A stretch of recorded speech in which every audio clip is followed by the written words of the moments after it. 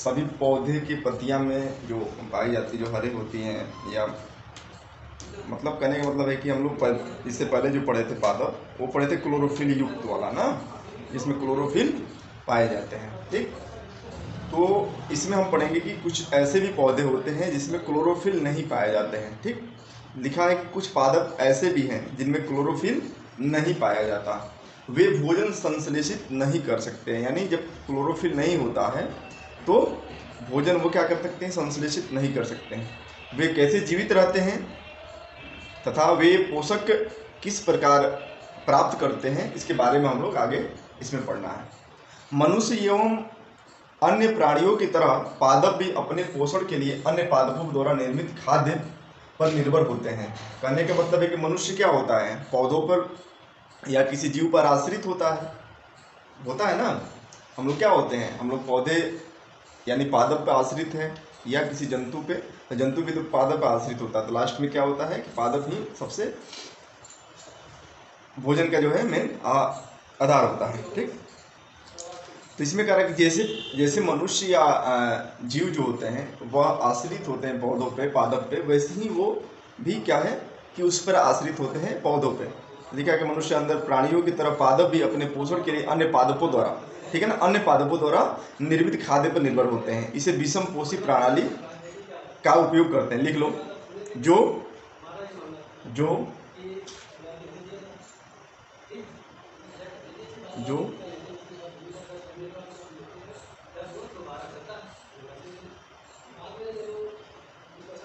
अपने पोषण के लिए, जो पादप, ऐसे लिखो, जो पादप अपने पोषण के लिए,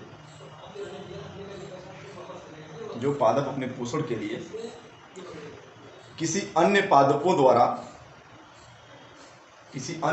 द्वारा निर्मित खाद्य पर निर्भर होते हैं,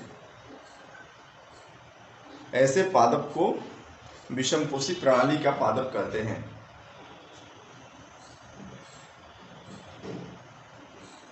कहाँ से, पूर्व शुरू से बोलो।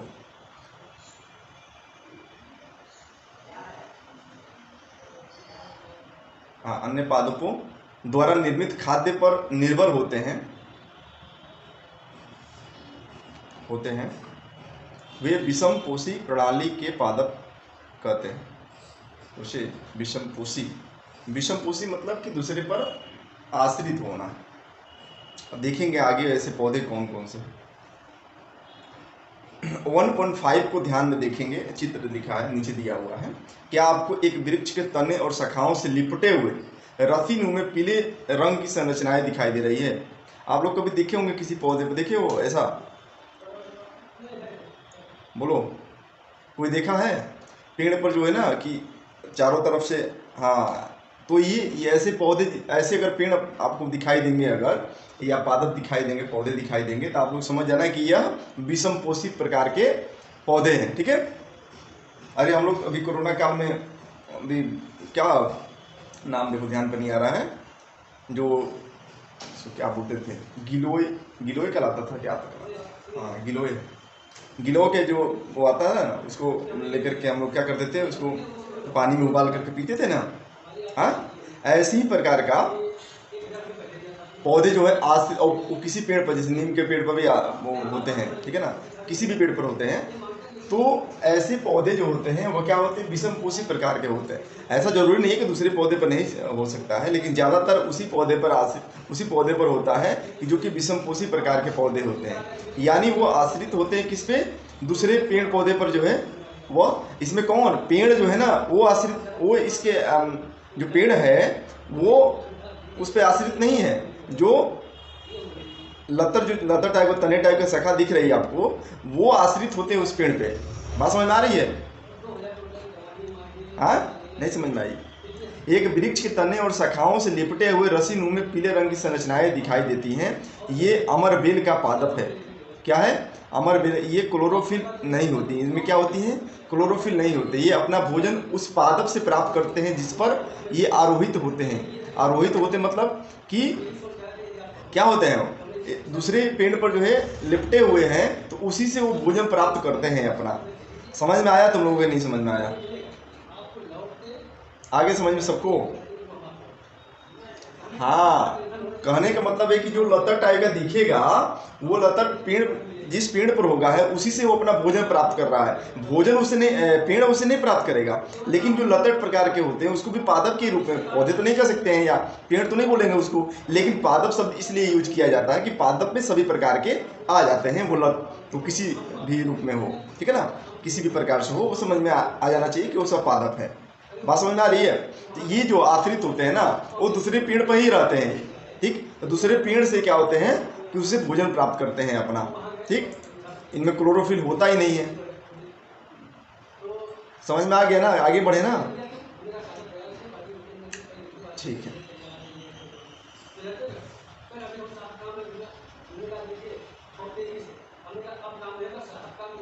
लिखो वे पादप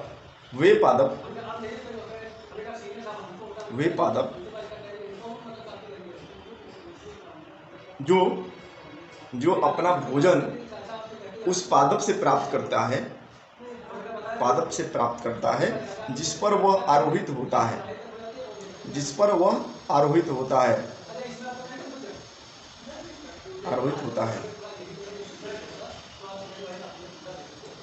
तथा जिस पर आरोहित होता है उसे उस पादप को परपोषी कहते हैं। उस पादप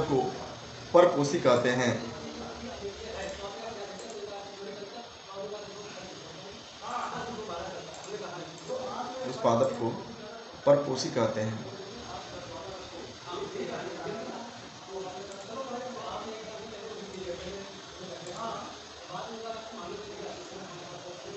क्या कहते हैं? परपोषी कहते हैं, ठीक है।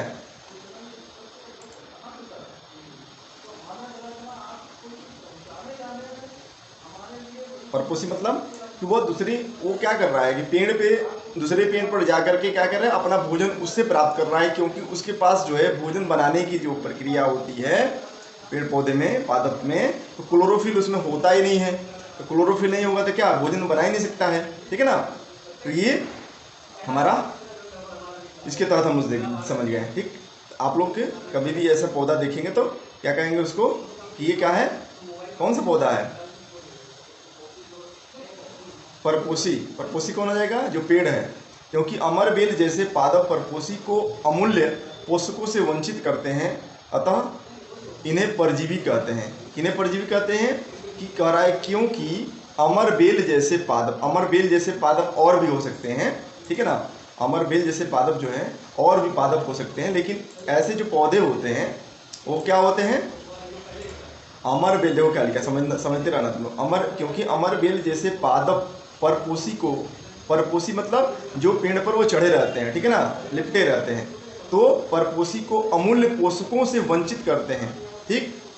क्या करते हैं? वंचित करते हैं, अतः इन्हें परजीवी कहते हैं। किन्हें परजीवी कहेंगे?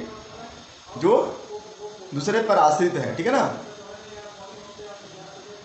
तो ऐसे जिस पेड़ पर आपको ये दिखेगा, तो उसको क्या कहेंगे? उस पेड़ को क्या नाम देंगे हम लोग? जल्दी बताओ तुम लोग। परपोषी कहेंगे, ठीक है ना, क्योंकि दूसरे को क्या कर रहा है? हाँ, पोषण देने का काम कर रहा है ना। हाँ बोलो।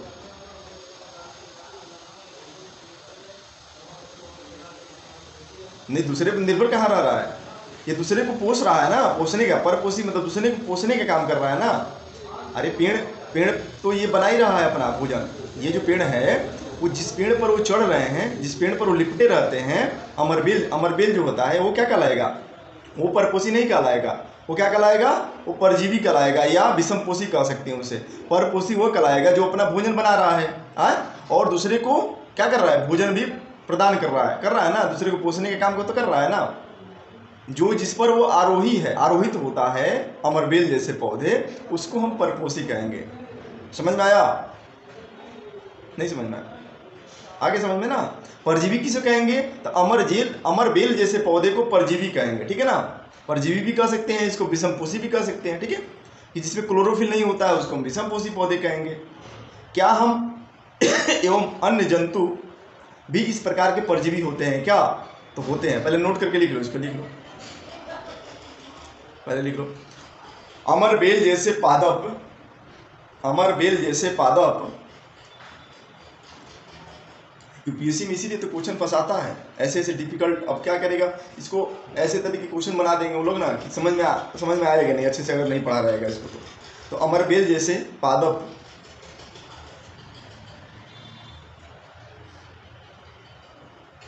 अमरबेल जैसे पादप परपोषी यानी जिस पर वो रहते हैं, ठीक है ना, परपोषी को अमूल्य पोषकों से वंचित करते हैं। अभी समझा रहा हूँ इसको, अमूल्य पोषकों से वंचित करते हैं। अब मान लो कि आम के पेड़ पर अगर चढ़ गया, ठीक है, हम आम के पेड़ लगाए हैं, ठीक है ना, कि हमको फल देगा, और वह इस पेड़ पर, आम के पेड़ पर भी क्या हुआ, ये तो कहीं भी जा सकते हैं ना, ये लोग भोजन से मतलब है, दूसरे पर आश्रित रहते हैं। कोई जरूरी नहीं है कि किसी एक स्पेशल पेड़ इसके लिए बनाया गया है, बनाया तो नहीं गया है, वो किसी भी पेड़ पर जो है अपना भोजन का शिकार बना सकते हैं, ठीक है ना। उस पेड़ पर जो है वह जा करके क्या कर सकते हैं, आरोहित हो सकते हैं। समझ में आया इतनी बात। अब देखो क्या कर रहा है यहाँ पर कि पादप परपोषी को अमूल्य पोषकों से वंचित करता। मान लो जिस पौधे पर ये जा करके, अब देखो चारों तरफ से घिर गया है, पेड़ गिरा है ना चारों तरफ से, देखो तो अगर चारों तरफ से गिर जाएगा तो जो पत्तियां जो होती हैं वो कार्बन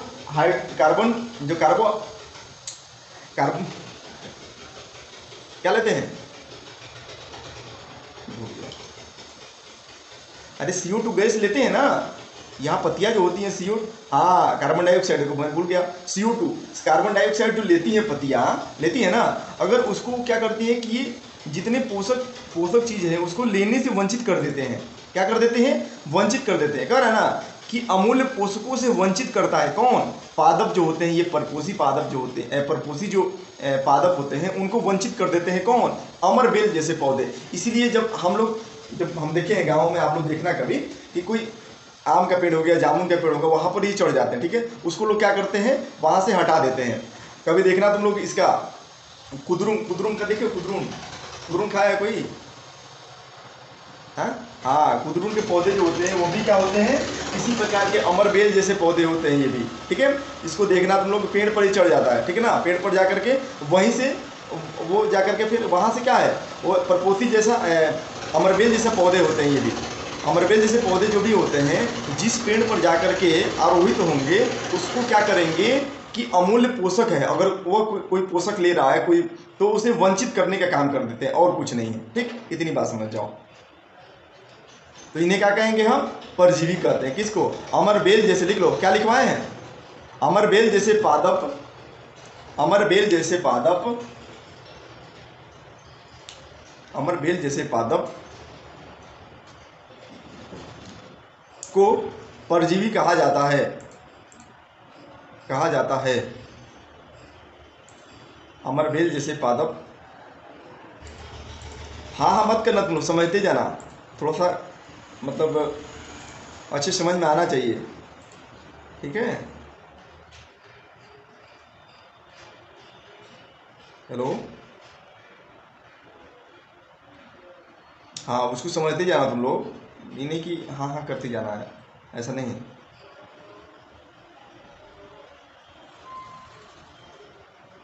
ठीक है, आगे लिखो क्या लिखवाए हैं, ऐसे पादप को परजीवी कहते हैं। क्या हम अन्य जंतु भी इस प्रकार के होते हैं? क्या आपको इस पर विचार करना चाहिए और अपने अध्यापक से विषय में चर्चा करें। क्या आपने ऐसे पादपों को देखा है जो उनके विषय में सुना है या जंतुओं को भक्षण करते हैं? क्या करते हैं, जंतुओं का भक्षण, में जंतु को ही वो क्या करते हैं, भोजन का शिकार बनाते हैं। कुछ ऐसे पादप भी होते हैं जो कीटों को पकड़ते हैं और तथा उन्हें पचा जाते हैं। ऐसे भी पौधे होते हैं जो कि एक तरह से कहेंगे कि कीटों को, मैंने जीव को ही भोजन का शिकार बना लेते हैं, ठीक, पचा जाते हैं। क्या यह विस्मयकारी नहीं है? ऐसे पौधे हरे या अन्य किसी प्रकार से, अन्य किसी रंग के हो सकते हैं। चित्र 1.6 में देखेंगे। यहाँ पे समझो कि पौधे जो हैं, पादप जो हैं, वो क्या कर रहा है, किसको शिकार बना रहा है, कीट मकोड़े जो होते हैं ना उसको ही शिकार बना रहा है। कभी आप लोग देखना, मैं तो देखा हूँ कि जो कीट को जो है ना अपने अंदर जो है वो लेकर के क्या करता है, समाहित कर लेते हैं। कुछ पौधे ऐसे भी होते हैं, देखो देखो इस प्रकार के पौधे जो दिख रहा है ना 1.6 में, ये अब ये कीट को ही क्या करते हैं, शिकार बना लेते हैं। ये ढक्कन जैसा दिख रहा है, इसके अंदर गया, उसके बाद वो ढक्कन बंद हो जाता है। ढक्कन बंद हो गया, फिर उसको क्या कर लिया, उसे क्या कर लिया, उसी के अंदर समाहित कर लिया। ठीक है, पकड़ते हैं उन्हें, क्या करते हैं, बचा जाते हैं। ऐसे 1.6 में हमको देखने मिला। घड़े, इसके घड़े के समान दिखाई देने वाला संरचना वास्तव में उसकी पत्ती का रूपांतरित भाग है। पत्ते का शीर्ष भाग घड़े के ढक्कन के आकार का बना हुआ है। घड़े के अंदर अनेक रोम होते हैं, नीचे की ओर ढलके रहते हैं और अधोमुखी के होते हैं।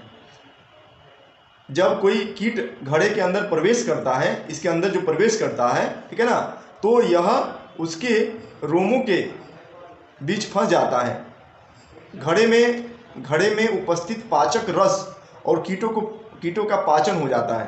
ठीक है, उसमें कुछ ऐसा पाचन शक्ति जैसा कुछ होता होगा, ठीक है, जो कि कीटों का क्या करता है, वो भक्षण कर जाता है। कीटों का भक्षण करने वाले ऐसे पादप को कीटभक्षी पादप कहते हैं। लिखो,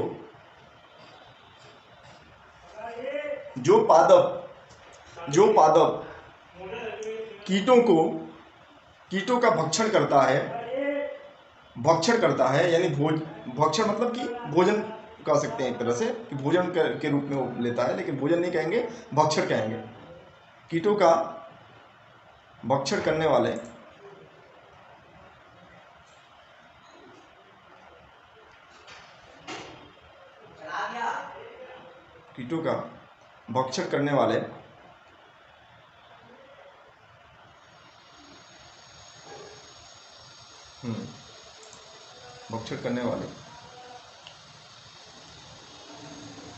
पादप, क्या बोला हूँ, शुरू से बोलो बाबू, तो एक बार, ऐसे पौधे हैं, ऐसे बोला हूँ, क्या बोला हूँ, हाँ, करने वाले और उसे पचा जाते हैं,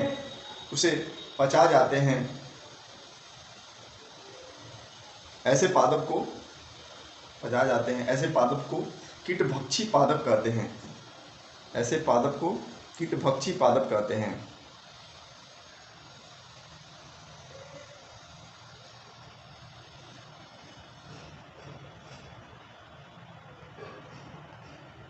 क्या कहते हैं, कीटभक्षी पादप कहते हैं।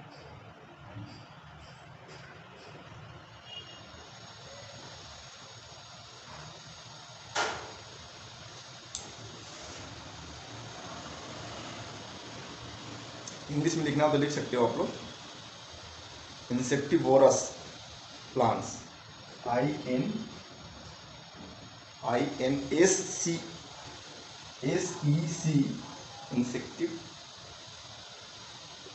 इंसेक्टिवो, TIVOROUS,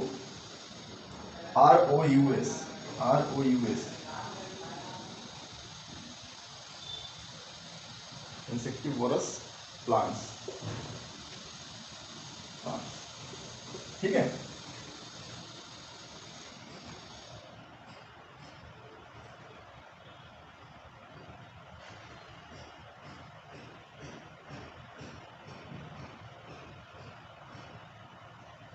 चला जाए आगे।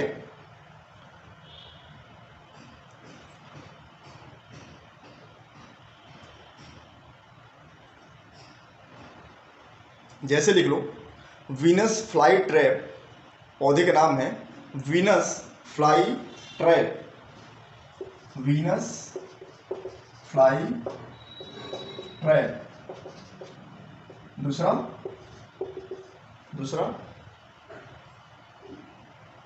Sundew, sundew. ये दो कीटभक्षी पादप के उदाहरण हैं। ये दो कीटभक्षी पादप के उदाहरण हैं। मैं चित्र भेज दूंगा, आप लोग बना लेना, बनाना हो तो।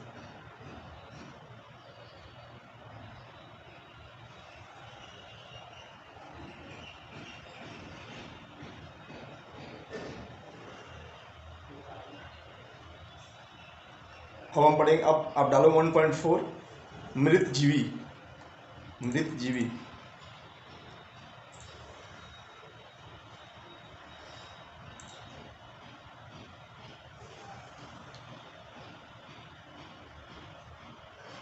समझ में आ रहा है ना? बोरिंग नहीं लग रहा है ना क्लास? ठीक है। मृत जीवी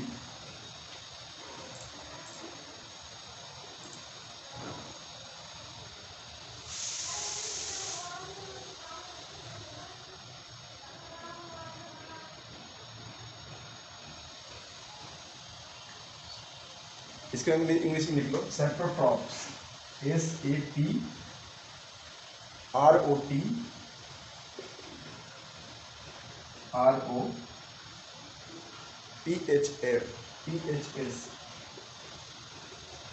सेप्टोट्रॉप्स 1.4। अपने बाजार में छत्रक, छत्रक मतलब मशरूम, ठीक है? मशरूम हम लोग देखे होंगे ना, मशरूम तो सब देखे। तो मशरूम की बात कर रहा है कि आपने बाजार में छत्रक यानी मशरूम बिकते हुए देखे होंगे, 1.7 में देखेंगे। वर्षा के दिनों में वृक्षों की सड़ी गली टूटी टहनियों तथा तनों या छाल पर छाती की समान संरचनाओं के गुच्छे भी आपने देखे होंगे।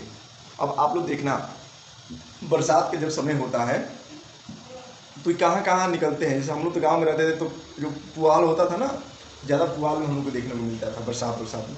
पुआल में जो है ना मिट्टी से जो जब वो रहता है तो वहाँ भी वो छत्रक के रूप में, मशरूम के रूप में निकल जाता है, भले वो खाने लायक नहीं होता था उतना। वर्षा के दिनों में वृक्षों पर सड़ी गली टूटी टहनियाँ ऐसी जगह पर निकलता है, तनों पर छाल पर जो है वो क्या है, छत्रक के रूप में निकल जाता है। आइए देखेंगे कि जीवन यापन हेतु इन्हें किस प्रकार के पोषकों की आवश्यकता होती है। मतलब मशरूम को जो है पोषक के लिए क्या क्या आवश्यकताएं होती है, किसमें उसमें पत्तियां तो होती नहीं है, वो कैसे पोषक प्राप्त करता है उसके बारे में हम लोग आज चर्चा करेंगे। देख रहे हो मशरूम, छत्रक के पैकेट और सड़ी गली, ये आप लोग देखे होंगे, ठीक है?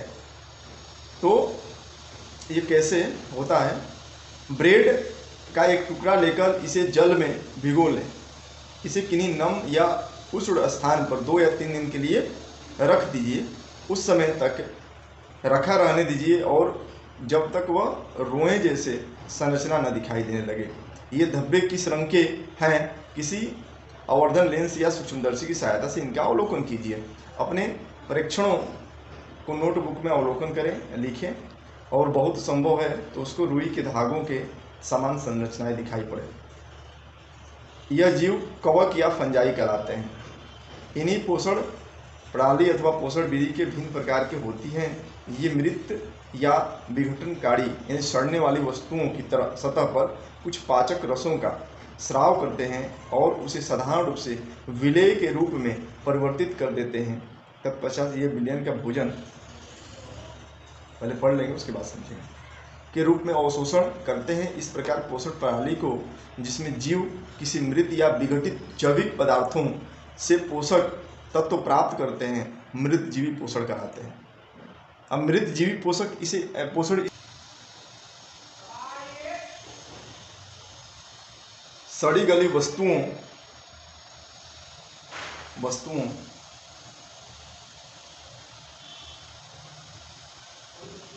सतह पर, सड़ी गली वस्तुओं की सतह पर रोए जैसी संरचना में दिखाई देते हैं, उसे कवक या फंजाई कहते हैं। कवक या फंजाई कहते हैं।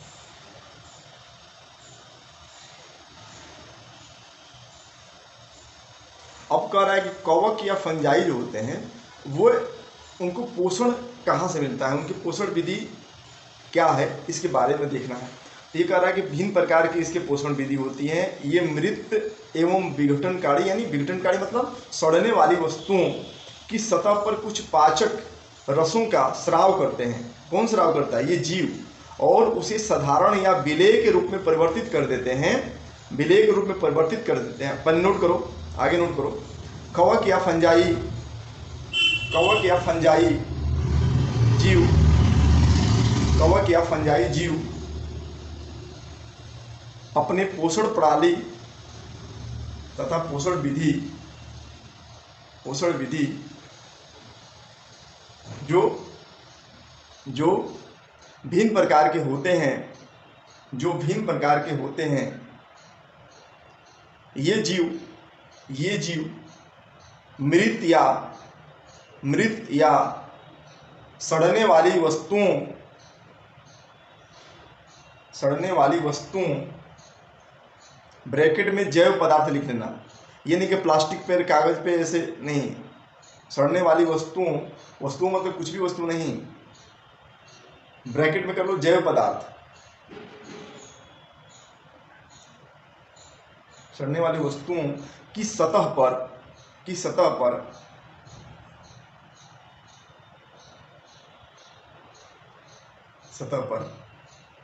कुछ पाचक रसों का स्राव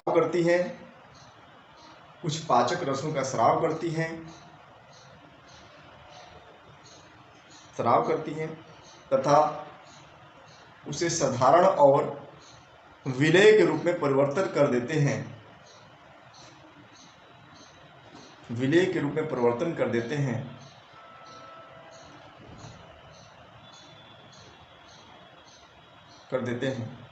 उसके बाद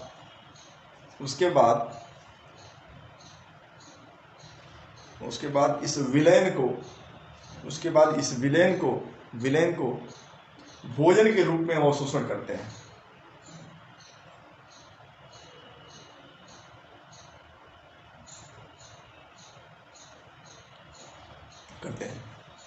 आगे लिखो नेक्स्ट,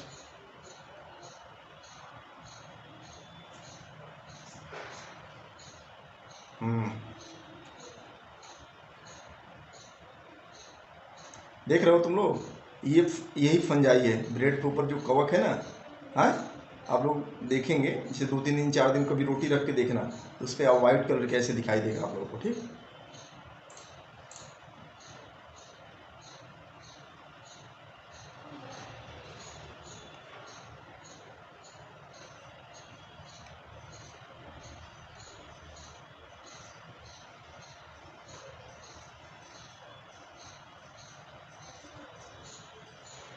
आगे चले जाए, क्या लिखे हो तुम लोग?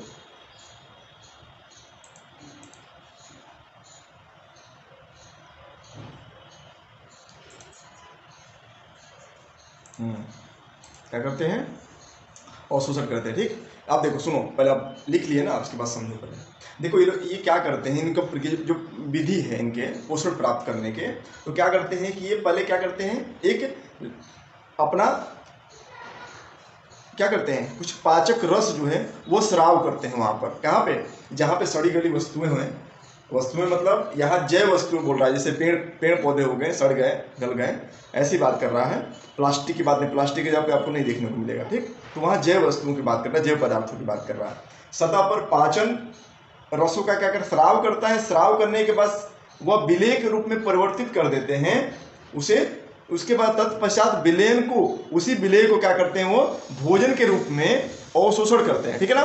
पहले उसको स्राव करते हैं, उसके बाद क्या करते हैं, उसी को भोजन के रूप में अवशोषण करते हैं। इस प्रकार के पोषण प्रणाली को, जिसमें जीव किसी मृत या विघटित जैविक पदार्थों से पोषण प्राप्त करते हैं, उसे हम क्या करते हैं, मृत जीवी पोषण कहते हैं, ठीक है ना। क्या कहते हैं, मृत जीवी पोषण कहलाती है। मृत जीवी पोषण प्रणाली का उपयोग करने वाले जीव को ही क्या करते हैं, मृत जीवी कहेंगे। ओके, अब लिखो आगे, अब आगे लिखो,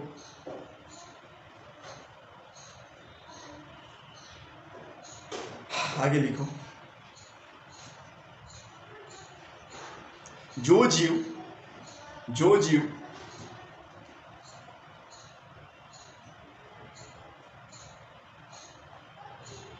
विलयन के रूप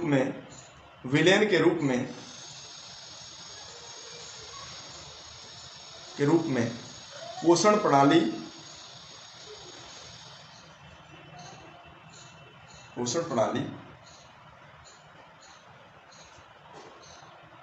जो पोषण प्रणाली को अवशोषण करते हैं, अवशोषण करते हैं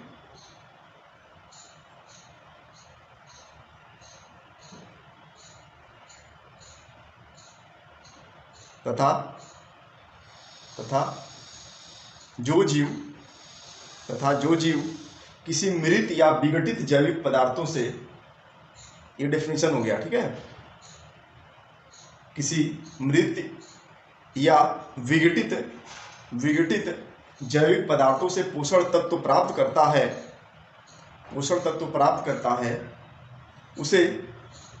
उसे मृत जीवी पोषण कहते हैं, उसे मृत जीवी पोषण कहते हैं।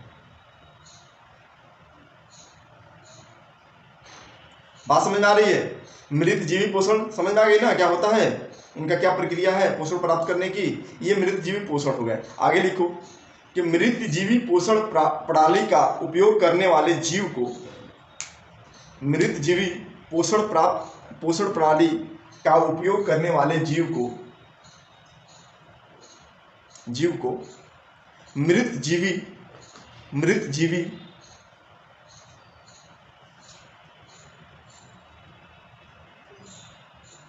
यानी सेप्रोट्रॉफ्स कहते हैं,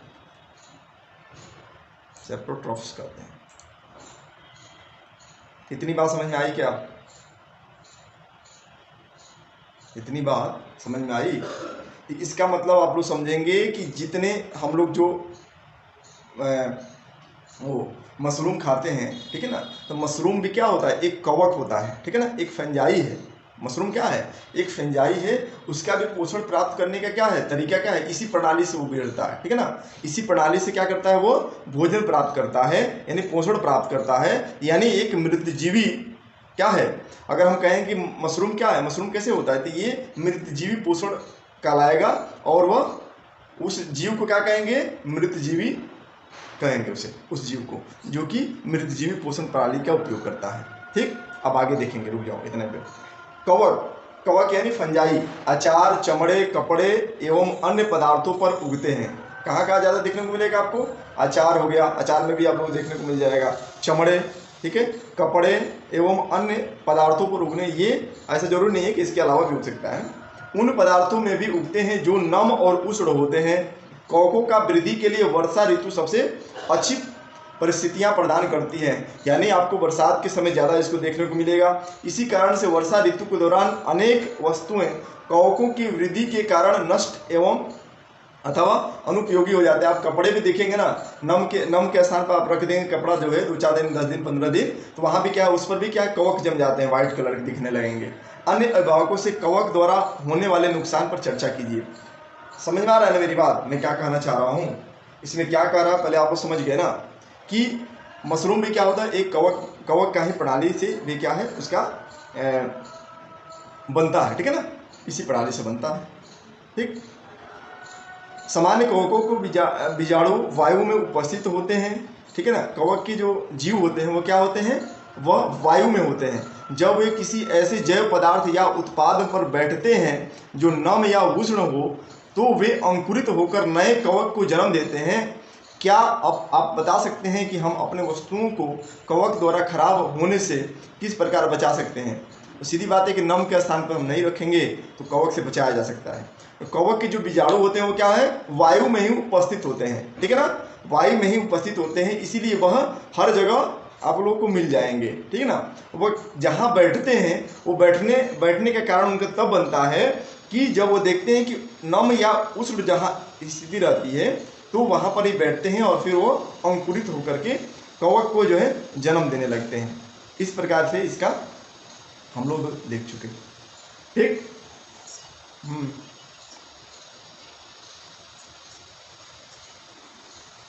चमड़े मतलब वो जिंदा नहीं बोल रहा है, जो चमड़े, हाँ, डेड बॉडी होती हैं उस पर भी कवक आपको दिखने को मिल जाएंगे, ठीक है। तो चमड़े मतलब हम जो उस चमड़े का वस्तु भी तो हम लोग पहनते भी तो हैं, जूता चप्पल ये सब आता तो है चमड़े का, वहाँ भी उसको भी आप नम में रख दोगे ना तो वहाँ भी कवक जम जाएंगे, ठीक है ना, कवक या वहाँ पे हो जाएंगे, ठीक है, समझ में आ गया। कपड़े पे देखना, कपड़े पे आप कभी रखना जहाँ जहाँ थोड़ा सा नम रहता हो दीवार वाल, वहाँ पे कपड़े आप 10 दिन 15 दिन रख देना, ठीक है। उसके बाद देखना तो कपड़े पे जो है ना वाइट वाइट कलर का पूरा जम जाता है, ठीक, तो कवक ही होते हैं। ठीक, ये ज़्यादा टेक्निकली नहीं है, ये हम आसपास देखते हैं वही चीज़ हमको पढ़ने को देखने को मिल रहा है, ठीक है ना। लेकिन ये टेक्निकली कुछ शब्द होते हैं जिसकी हम जानकारी नहीं होती है कि कवक कैसे होते हैं, कवक का जो है पोषण कैसे प्राप्त, हमको इसी को पढ़ने को, हमको लिखने का या जानने की जरूरत पड़ेगा कि कवक का जो है भोजन कैसे हो, पोषण कैसे होता है उसका, ठीक है ना। पोषण करने की प्रक्रिया समझ गए, उसके बाद इसको क्या कहते हैं, जो जीव होते हैं जो इस प्रक्रिया से गुजरते हैं यानी पोषण प्राप्त करते हैं उस जीव को क्या कहते हैं, ठीक है ना। बस इतना ही हमको जानने की जरूरत है, और सिर्फ कहानी वानी तो आज पर समझने के लिए बस बताया गया, ठीक, और कुछ ज़्यादा इसमें है नहीं। आगे हम लोग बाद में पढ़ेंगे, देख रहे हैं हमको क्योंकि निकलना है, मुझे ऑफिस जाना है, ठीक है बाबू। कहाँ तक हो गया, रुको 2 मिनट 4 मिनट और हो जाए तो। कवक के बीजाणु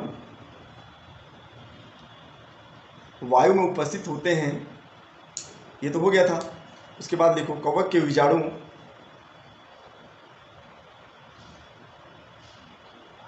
जो जैव पदार्थ या उत्पाद नम एवं उष्ण होता है वहीं पर बैठते हैं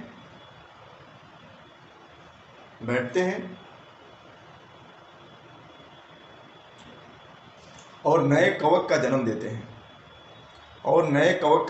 हैं।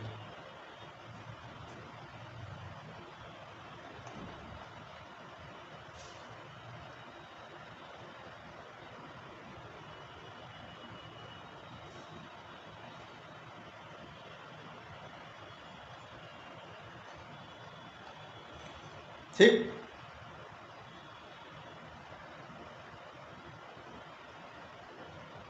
अब देखो इसमें क्या लिखा है कि इष्ट एवं छत्रक जैसे कवक हैं, कुछ ऐसे कवक होते हैं जो कि हमारे लिए क्या है, उपयोगी है। नोट करके लिख लो, इष्ट एवं छत्रक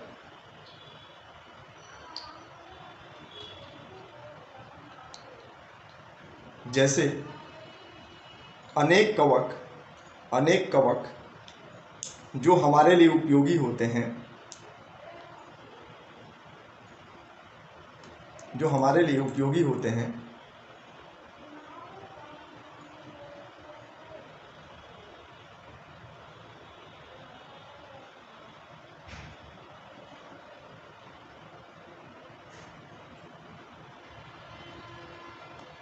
क्या होते हैं, हमारे लिए उपयोगी होते हैं।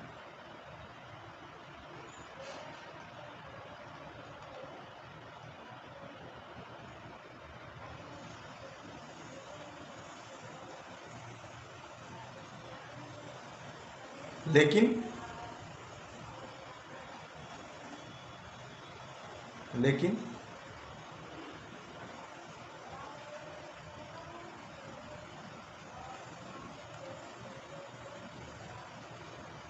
सभी कवक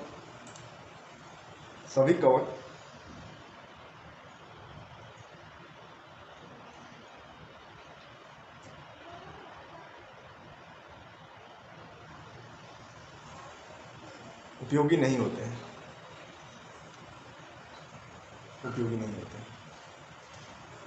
फिर आगे लिखो, एक और पॉइंट बनाओ, कुछ कवकों का उपयोग औषधि के रूप में भी किया जाता है।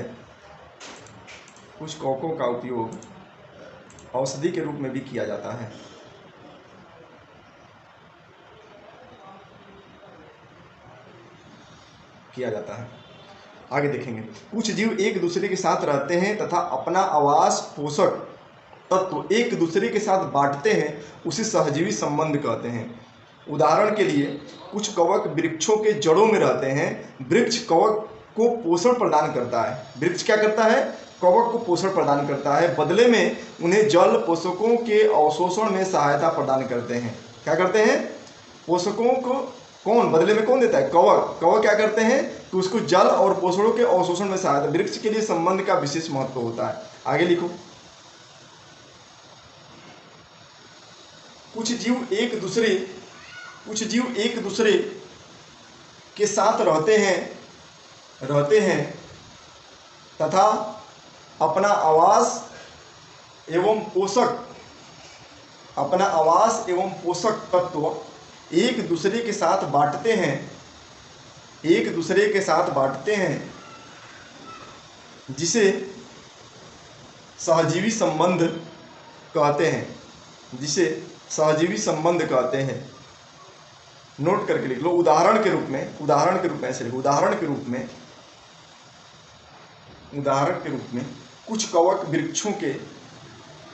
कुछ कवक वृक्षों के जड़ों में रहते हैं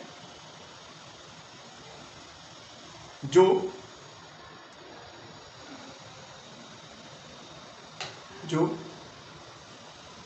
एक दूसरे के पोषण में सहायता प्रदान करते हैं। मैंने एक बात बताया था ना कि नाइट्रोजन जो होता है वह डायरेक्ट पेड़ वृक्ष में पादपों में नहीं जाता, ठीक है ना। वह एक जीव के माध्यम से जो है वह क्या करता है कि पानी में घुल जाता है और उसके बाद क्या होता है वृक्ष में या पौधे में चला जाता है। ये बात बताया था मैं कल क्लास में, बताया था इस चीज़ को, बताया था ना अनुष्का। तो ये जो कवक होते हैं, ये जीव होते हैं, ये क्या करते हैं कि इनका भी काम क्या होता है जड़ में रहना और वो एक दूसरे की सहायता करना, ठीक है ना। इसी को सहजीवी संबंध कहा गया है, ठीक। ये काम मतलब वृक्ष के जड़ से वो कुछ लेता है और ये वृक्ष को कुछ देने का काम करता है, ठीक। ऐसे भी होता है कुछ। आगे हम लोग थोड़ा सा और है, इसको लिख लें, उसके बाद हम क्लास करेंगे। लाइकेन कहे जाने वाले कुछ जीवों में दो भागीदार होते हैं। इनमें से एक शैवाल होता है, दूसरा कवक होता है। शैवाल में क्लोरोफिल उपस्थित होते हैं। शैवाल में क्या होता है? क्लोरोफिल उपस्थित होता है, जबकि कवक में क्लोरोफिल नहीं होता। कवक शैवाल को रहने का स्थान यानी आवास देता है, जल एवं पोषक तत्व उपलब्ध कराता है तथा बदले में शैवाल प्रकाश संश्लेषण द्वारा संश्लेषित खाद्य कवक को देता है। समझ में आ रहा है मेरी बात? क्या है कि शैवाल और कवक दोनों क्या है, एक दूसरे के साथ रहते हैं, ठीक है ना। तो कुछ उसमें गुण है, कुछ इसमें गुण है, ठीक। आगे लिख लो। लाइकेन कहे जाने वाले कुछ जीव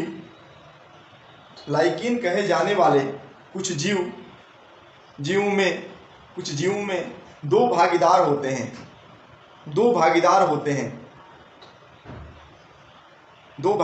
हैं। पहला लिखो, एक शैवाल होता है, दूसरा कवक होता है। एक शैवाल होता है, दूसरा कवक होता है। अब पहले शैवाल लिख करके लिखो, डैश करके लिखो। शैवाल में क्लोरोफिल उपस्थित होता है,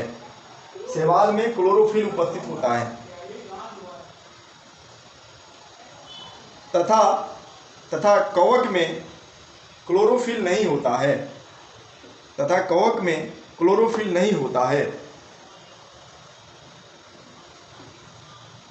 कवक में क्या होता है? क्लोरोफिल नहीं होता है। कवक देखो क्या है, कवक का काम क्या है? शैवाल को रहने का स्थान, ठीक है ना, जल एवं पोषण तत्व उपलब्ध कराता है, ठीक है ना। आगे लिखो डैश करके। कवक शैवाल को रहने का स्थान,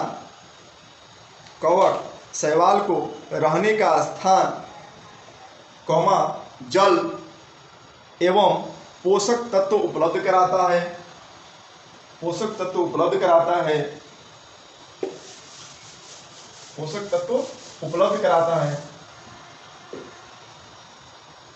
तथा बदले में शैवाल कवक को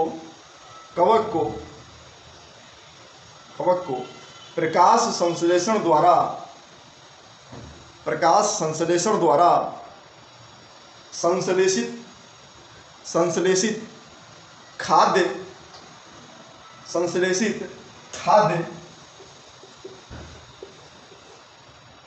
उपलब्ध कराता है। समझ में आया? इतनी बात समझ में आ गई। देखो क्या होता है कि कुछ हमारे पास है, कुछ आपके पास है, कुछ आपके पास नहीं है तो हमारे पास है, ठीक है ना। इसमें ये दोनों लोग क्या करते हैं, शेयर कर लेते हैं कि भाई ऐसा है कि मेरे पास जो चीज़ है वो मैं तुमको उपलब्ध करा दे रहा हूँ, और जो मेरे पास नहीं है वो तुम उपलब्ध करा दो। समझ में आ गया ना। तो उपलब्ध कराने का मतलब क्या है कि शैवाल के पास क्या पाया जाता है, क्लोरोफिल होता है, लेकिन कवक के पास क्लोरोफिल नहीं होता है, ठीक है ना। शैवाल क्या करा देता है, अगर उसके पास क्लोरोफिल है तो क्लोरोफिल के माध्यम से जो खाद्य जो होते हैं, भोजन जो होते हैं, वो उसको उपस्थित करा देना, और भोजन बनाने का जो पूरा व्यवस्थाएं हैं वो पहुंचा दिया कौन, कवक। समझ रहे हो तुम लोग कि नहीं, मेरे काम इस कहानी को समझ रहे हो क्या कहने का मतलब है कि देखो भोजन बनाने का जो है किचन का सामान उसके पास है, ठीक है ना। सभी किचन जो है, किचन उसके पास है, किसके पास, शैवाल के पास। सिर्फ उसके पास किचन है, भोजन बनाने आ रहा है उसको, किचन है उसके पास, बस इतना ही चीज़ है। लेकिन रहने का स्थान और कच्ची जो माल है, जो भोजन बनाने के लिए जो जो उसकी जरूरत पड़ेगा, वो चीज़ शैवाल के पास नहीं होता है। तो क्या करता है, कवक उसको रहने का स्थान दे देता है, भोजन के लिए जो जो सामान चाहिए वो दे देता है, और शैवाल क्या करता है, अपने किचन में बना करके उसको भोजन दे देता है। बात समझ में आई? हाँ, समझ में आई कि नहीं बात?